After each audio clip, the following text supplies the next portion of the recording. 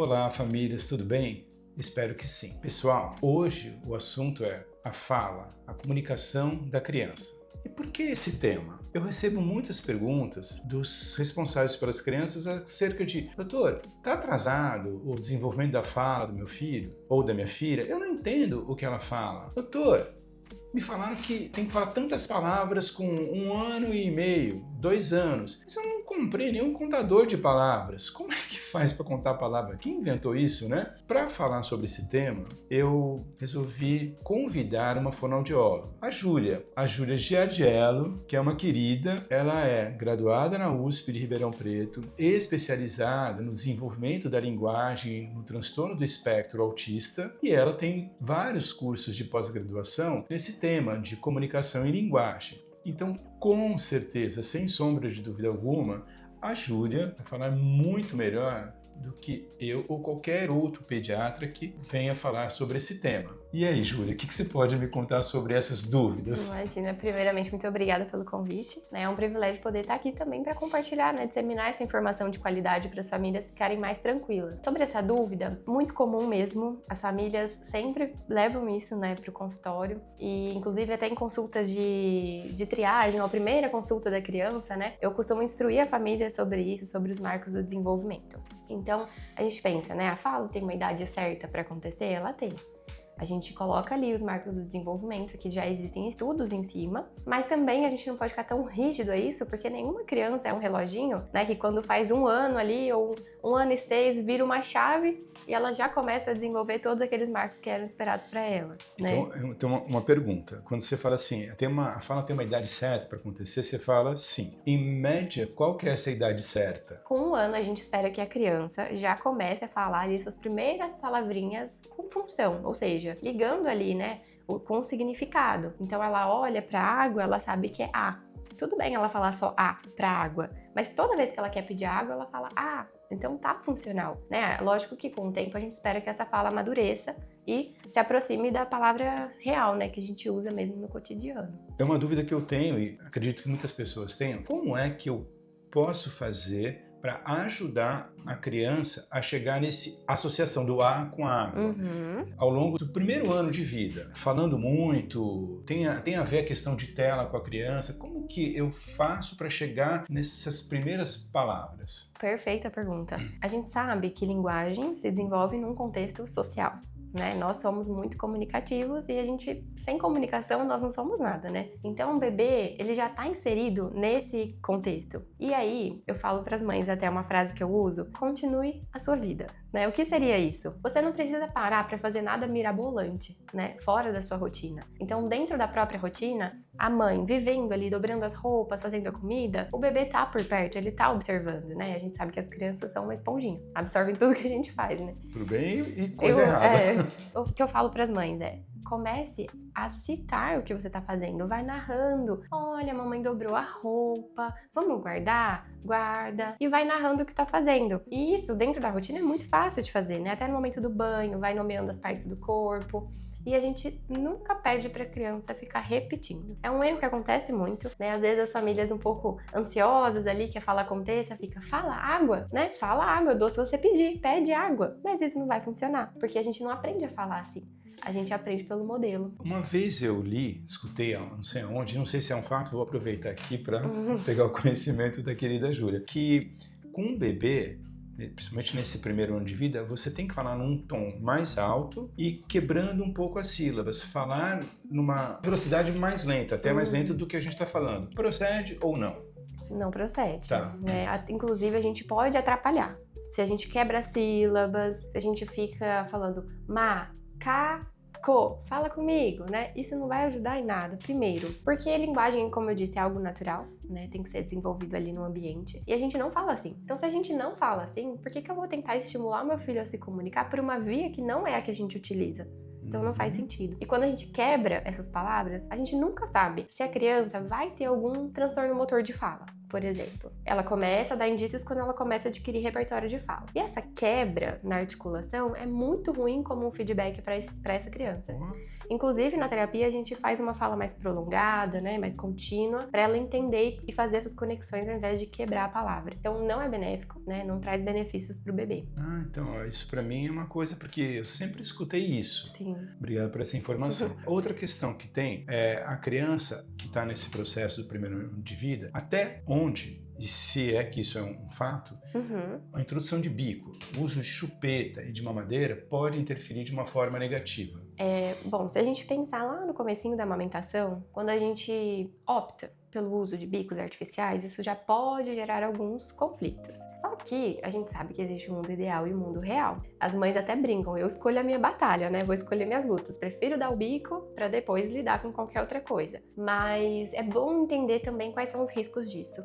Um dos principais riscos que a chupeta lá nesse início vai causar não é só confusão de bico, né, para amamentação e etc. Mas ela vai causar um rebaixamento dessa língua, dessa postura de língua. A gente nasce com uma conformação anatômica, né, que é para tudo favorecer ali esse crescimento, né, e tudo mais. E o bebezinho passando por um crescimento que é até aqui rápido, né? A gente vê de um mês para o outro, ele tá crescendo, crescendo, crescendo. A gente coloca algo ali que vai interferir nesse crescimento, né? Vai atrapalhar. Então, o que a chupeta vai fazer, por exemplo? Vai rebaixar essa língua, a língua vai ficar mais em assoalho da boca, o que não é bom, o lugar certo é lá no céu da boca, né? E aí isso rebaixa, isso começa a causar algumas outras disfunções. Então, por exemplo, a fraqueza muscular, né? Isso pode atrapalhar na amamentação, em termos de musculatura, mas principalmente conduzindo aí esse processo, né, por um longo período, pode gerar também aquela criança mais respiradora oral, porque ela tem essa fraqueza, então a língua se posiciona lá embaixo e não tá no lugar certinho, né? Então a respiração, toda essa perfeição que precisaria ter, não tá acontecendo.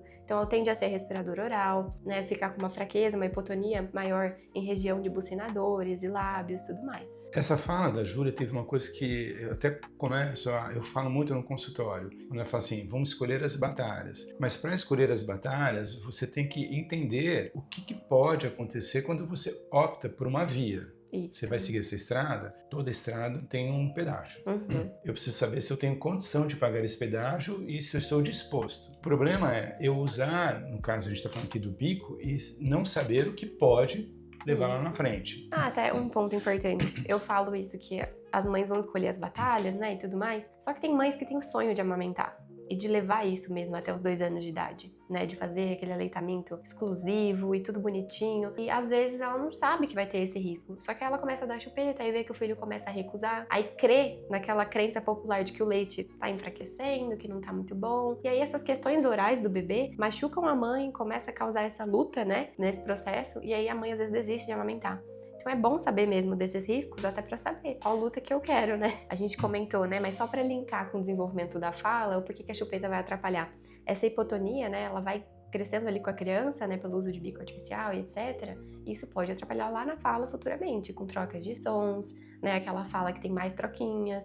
Respirador oral, que vai ficar com aquela linguinha um pouco mais fraca, pode ter dificuldade para fazer algum som. Como é que eu como pai, eu como mãe, ou você como pediatra, pode perceber que tem uma hipotonia? Perfeita. Geralmente é uma criança que pode apresentar ali já aquele quadro de um respirador oral, né, que a face está um pouco mais alongada, tem as olheiras e tudo mais, mas o principal é perguntar sobre os hábitos deletérios dessa criança, né? Se usa chupeta, mamadeira, e observar a posição da língua. Porque o lugar correto mesmo é lá no céu da boca, quando a pontinha da língua tá lá em cima. Se ela tá lá embaixo, em assoalho, aquela língua mais larga, uma língua que às vezes até escapa da linha dos dentes, é uma língua que tá com uma fraqueza, né? Então isso indica muito esse sinal de hipotonia e desses hábitos. O fato de, ficar com a boca um pouco aberta, entreabertos os lábios, também tem a ver ou não? Sim, tem a ver. Geralmente é uma criança que vai ficar com uma respiração mista, né? Ou pela boca, nariz, ou predominantemente oral. Tá, aí nesse caso eu tenho que estar descartando uma questão de obstrução alta, mas pode não ser uma obstrução alta descartando e ser um problema mesmo da hipotonia. Pode. Outras 2 questões para saber se pode ter um problema no desenvolvimento da fala. Uma delas eu já percebo às vezes num consultório, um bebê já ir para a tela, ou porque tem um irmão mais velho, isso é um problema, como que fazer, o irmão mais velho está assistindo uma tela, seja um tablet, seja uma televisão, que também não era para estar acontecendo. Eu queria saber se isso atrapalha ou pode atrapalhar o desenvolvimento. Sim. Além da tela, voltando, né? Tinha outra questão que era da introdução alimentar, o uso de colher. Se também isso pode interferir, tem uma colher exata, um material exato. Até juntando tela com introdução alimentar, vou aproveitar, tem mães que às vezes dão a tela no momento da refeição. Porque fala, ele só come assim. E isso é bom a gente entender os prejuízos, né? Isso é muito ruim, porque a criança, ela não passa por esse processo de entender até o sensorial, né, de sentir esses alimentos, de perceber o que é cada um, o que eu tô fazendo. E a hora da alimentação também é um momento muito social, né? Então a gente se confraterniza, come alguma coisa, né? Sempre tem alimentação envolvida. E o bebê começa a aprender isso desde a introdução alimentar. Então ele aprende a se portar nesse momento da refeição. E a tela no momento da refeição atrapalha demais, porque ele não presta atenção no que come, não presta atenção na quantidade. Então às vezes é um bebê que acaba tendo mais refluxos e regurgita após comer, ou tem vômitos mesmo, porque só foi indo no embalo, quando vê esse estômago, né, que é pequenininho, encheu muito e causa essas coisas, às vezes nem é uma causa orgânica mesmo de refluxo, né? E aí pensando, né, se colher atrapalha ou não, eu acho que é legal a gente pensar o que talvez traria mais benefícios para o meu bebê.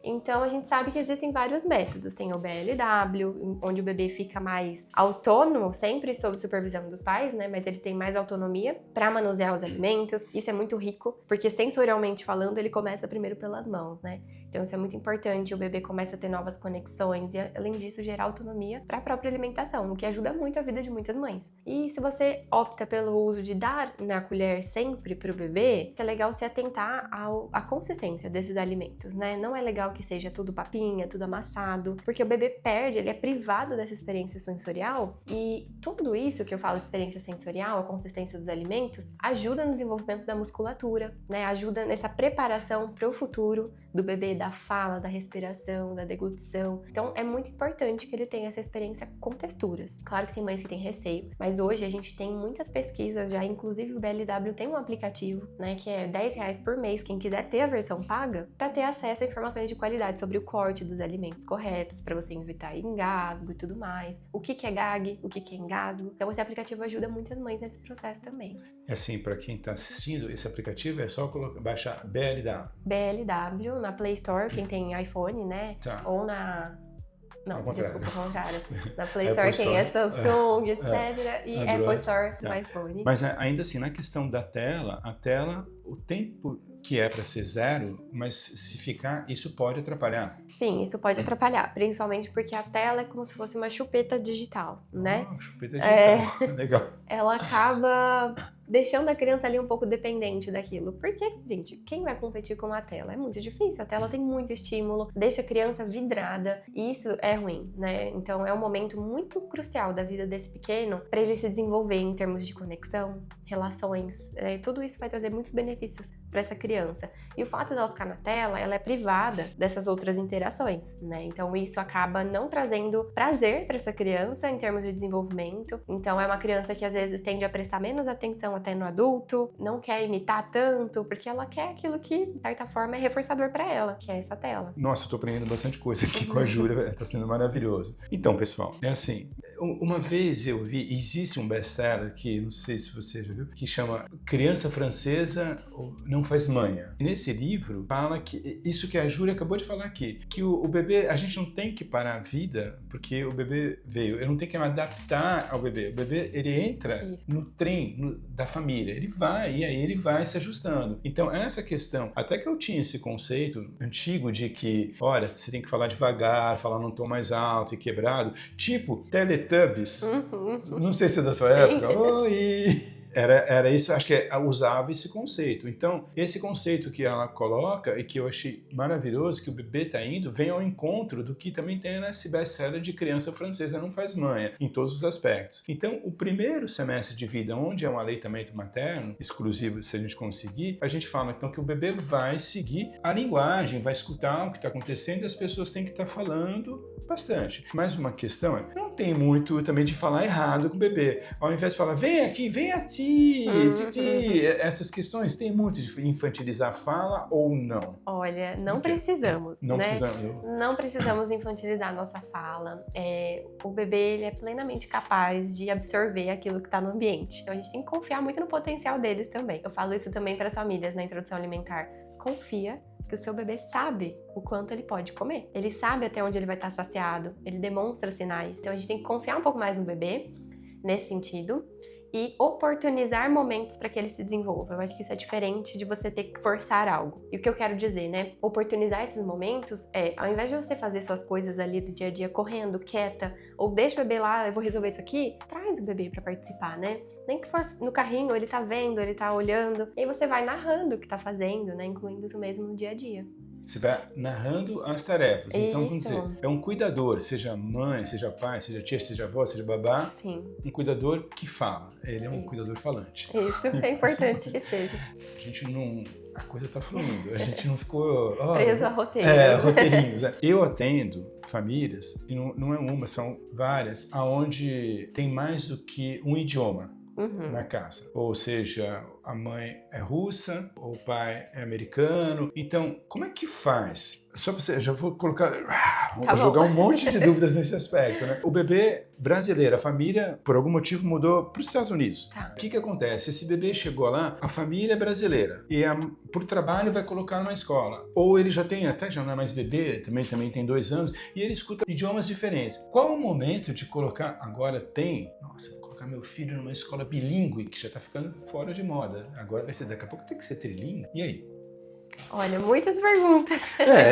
Idiomas, Sim. Sou terrível, viu? Nessa pauta de idiomas, né? É uma família brasileira que tá aqui, no Brasil, mas um dos pais ali tem outra nacionalidade, né? E quer ensinar essa língua também. A gente recomenda que essa língua seja falada dentro de casa. Por exemplo, o pai é americano, só fala inglês, né? Fala português, obviamente, porque mora aqui, já tem arrastado. Isso. Mas quer ensinar o inglês pro filho, então a gente recomenda ali que a língua que você quer ensinar seja falada ali no ambiente da casa, em alguns momentos. Você pode até separar um momento para isso. E a língua da sociedade é a que vocês vão falar da porta para fora. E mesma coisa para estrangeiros que vêm morar no Brasil. Então, vamos supor, família de franceses estão aqui no Brasil. Dentro de casa, podem falar francês, tá tudo bem. Mas fora de casa, vamos se esforçar para só falar português e ir mostrando para essa criança como que essa sociedade funciona, como que a gente nomeia as coisas novas daqui. E a criança, ela vai ter capacidade para aprender isso tudo. A gente tem que sempre presumir competência também da criança. Não subestimar. Não subestimar. E em casa, essa mesma família que eu citei, ela pode, às vezes,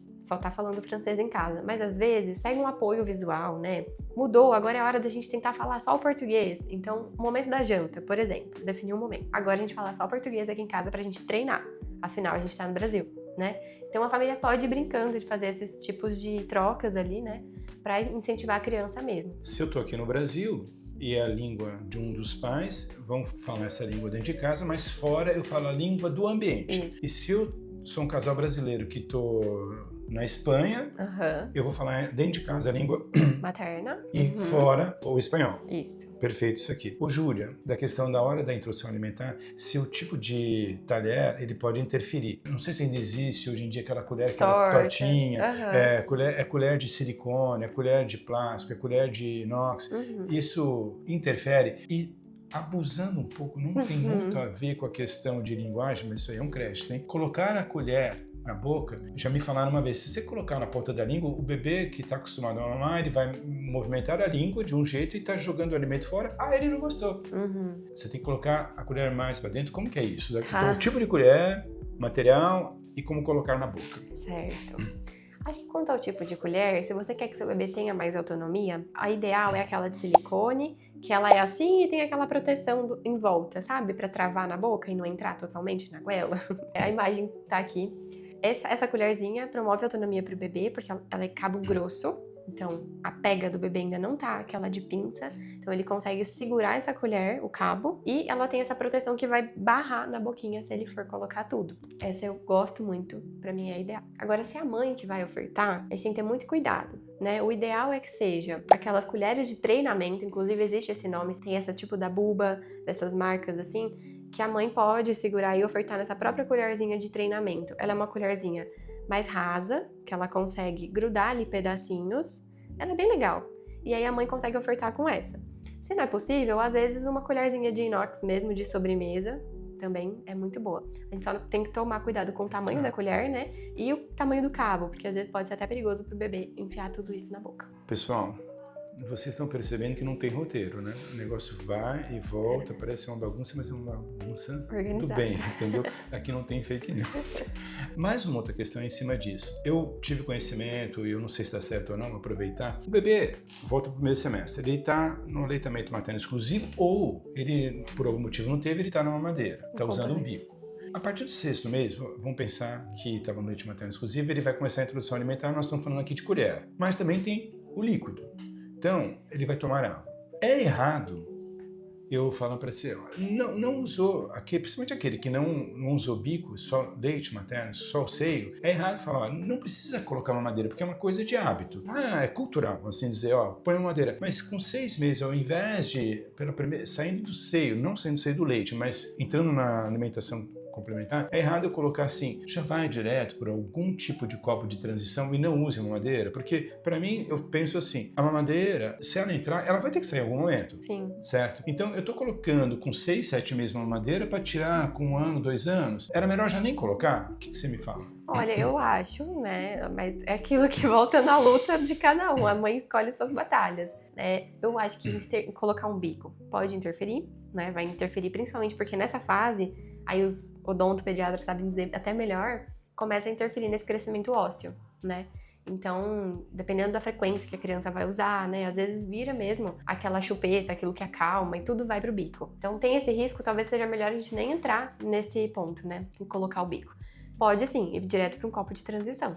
Tá. Né? A gente tem aqueles 360 que não vazam também, que o bebê carrega, toma. E aí já vai ficando no copinho. Entre o 360 e aquele de biquinho com furinhos, o que a criança se adapta melhor, é isso? Eu acredito que sim, assim. Esse bico mais rígido, de furinhos, não vai trazer tantos malefícios, porque não dá pra criança ficar chupetando, né? Comparando com a mamadeira. Ah, legal. Se tocar o telefone... Deixa eu olhar. Você parou de gravar? Tá gravando. Tá gravando? Já temos 27 minutos de gravação. Jesus. Não tá legal. Não legal. Parece, né? Eu acho que tá bom. Parece que foi 5 minutos só. Por isso meus cursos demoram 1h20, 1h30. Ô, Júlia, eu aqui agora vou te fazer uma outra pergunta e que tá dentro da sua especialização da linguagem no transtorno do espectro autista. Eu vejo, e também faz parte da minha anamnese, na rotina, ver se o barulho incomoda muito o bebê. Então, tem muitas famílias que falam que vai em festa de aniversário, aquele barulho de parabéns, aí um bebê diz, por exemplo, sei lá, 7, 9 meses, e fica incomodado com o som. Esse bebê que fica incomodado com o som e que está demorando para adquirir a fala, está correto eu fazer essa suspeita de um transtorno do espectro autista. Quando está nesse comecinho, como é que eu posso fazer? Eu já devo estar encaminhando esse bebê para fonoaudióloga? Ou você acha que eu deveria, antes de encaminhar para fonoaudióloga, encaminhar para uma avaliação otorrinolaringológica? O que eu faço primeiro? Tá, perfeita pergunta. Claro que um fator isolado, né, não vai fechar ali essa hipótese diagnóstica, mas é um conjunto de fatores, né? Então a gente tem que olhar mesmo, realmente. Os sons incomodam? Tá. Como que essa criança se porta socialmente, né? Ela consegue sorrir, responder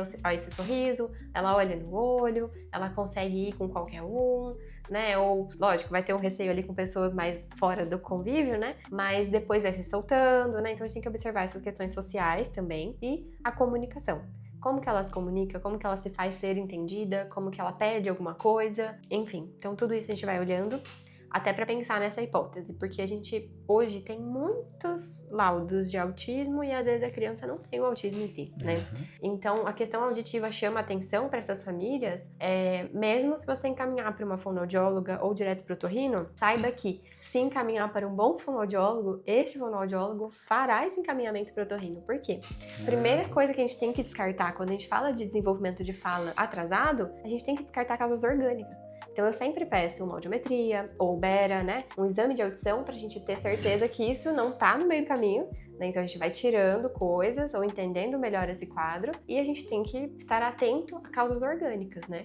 Então, a audição seria um fator muito crucial para esse atraso de fala. É isso que a Júlia falou uma vez, aconteceu comigo. Vocês sabem, eu já são 37 para 38 anos de profissão e eu trabalhei em serviço público também. E uma vez no serviço público, chegou para mim uma menina e que tinha esse diagnóstico de um transtorno do espectro autista. E eu não achava aquilo, conversando, vendo a menina, as atitudes dela. E aí, nunca ninguém havia pensado numa questão de audição. E a menina tinha um problema auditivo, ela não era uma criança no transtorno do espectro. Sim. E aí vai ser privada de muitas coisas, né? Até mesmo a criança que tem otites de repetição, agora mudando um pouco o tema, que tem muitas otites ali de repetição, já precisou até colocar o tubinho, né? Aquela criança que dá um pouco mais de trabalho quando se fala de ouvido para a família, essa criança vai ter uma privação também. Só que não pensando na linguagem em si. Às vezes é uma criança que está se desenvolvendo bem, mas ela é privada dos fonemas, dos sons da nossa fala, porque a gente tem sons, né, em diversas intensidades ali, né? Então,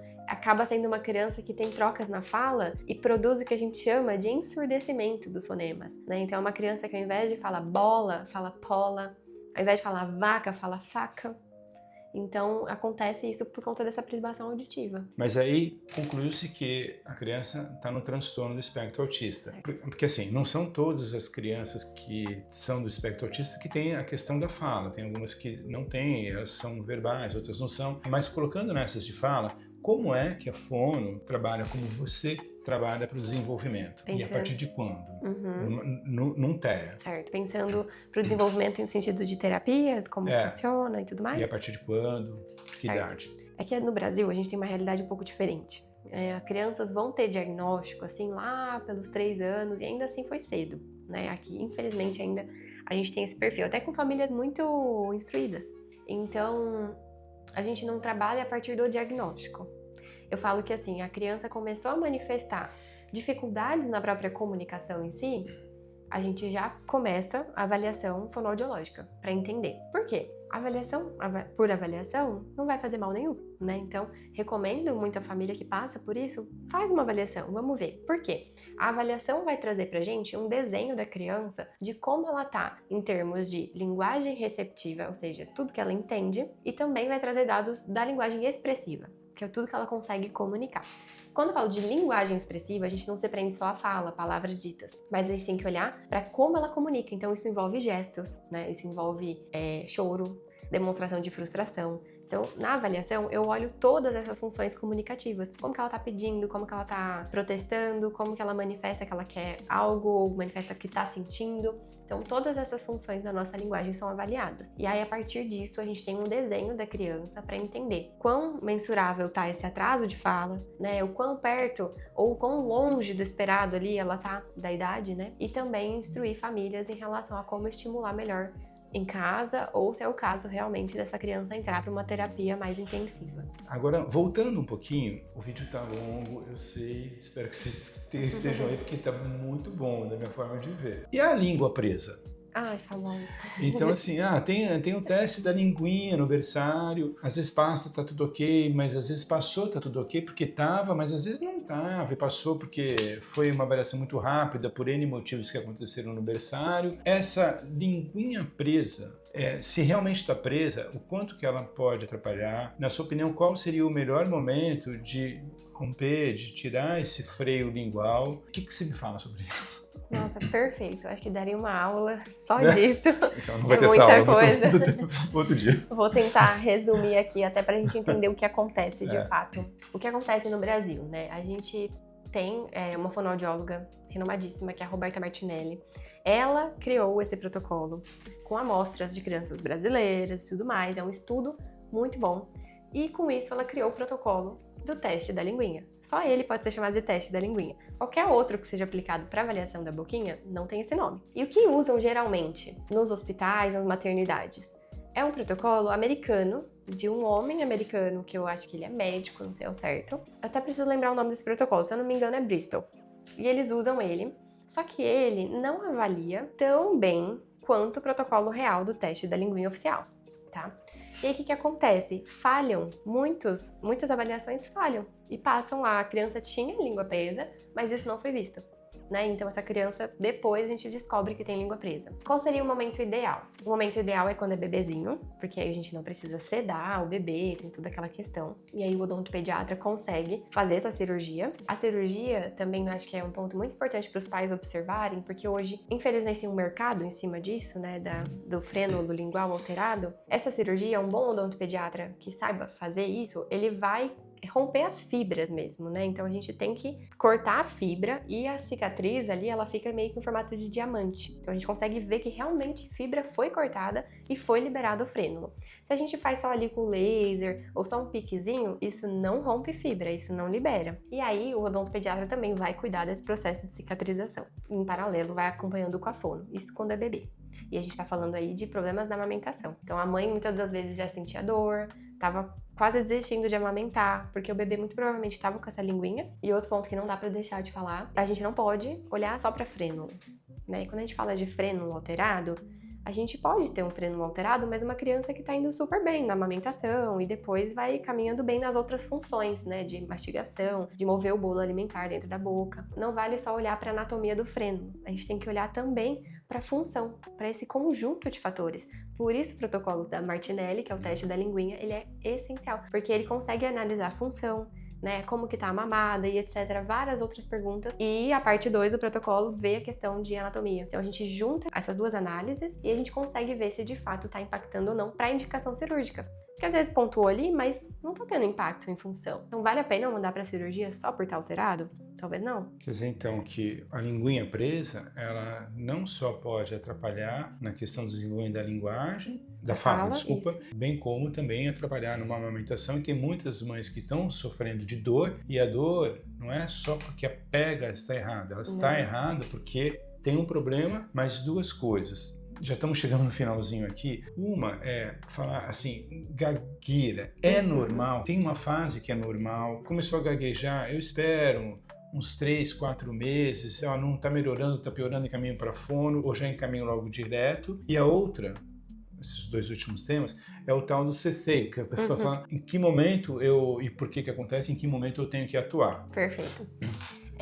Nessas questões, antes dos 3 anos, ela pode ser puramente fisiológica ali, normal do desenvolvimento. Mas com 3 anos ali isso tá persistindo, né? Ou a criança tá completando 3 anos e ainda tem isso muito forte, né? De gaguejar muito, ou produzir muito ceceio, esse ceceio anterior, né? Que a língua escapa pela frente, aí sim precisa realmente ir atrás, né? É o que eu falo. Mal não vai fazer. Então, assim, uma boa avaliação vai conseguir identificar o que está acontecendo de fato, porque a gente tem que olhar para a musculatura, né, pensando no ceceio. A gente tem que olhar para hábitos orais, a gente tem que ver o que tenta corrigir ali para poder intervir no ceceio. Na parte da gagueira, se a criança ela continua, né, passando os 3 anos ali, ela continua, aí realmente a gente já tem que intervir com terapia e tudo mais, né? Para a criança conseguir criar pistas, criar formas dela se apoiar para ela não gaguejar tanto. E a gagueira tem fases, né? Então pode ser que um dia a criança esteja muito bem, no outro dia ela esteja gaguejando muito. Mas a gagueira já logo quando você percebe, você já encaminha para o fono, já é bom ter uma avaliação? Ou você falou assim, tem uma fase que seria normal, o que seria esperado numa idade acontecer? Qual seria essa idade? A gente tem a gagueira do desenvolvimento, né? Que é quando a criança está aprendendo ali a colocar as palavras nas frases, pode ser que ela gagueje, ela fica mais, sabe? Isso pode ser com 2 anos? Até uns 3, assim. Tá.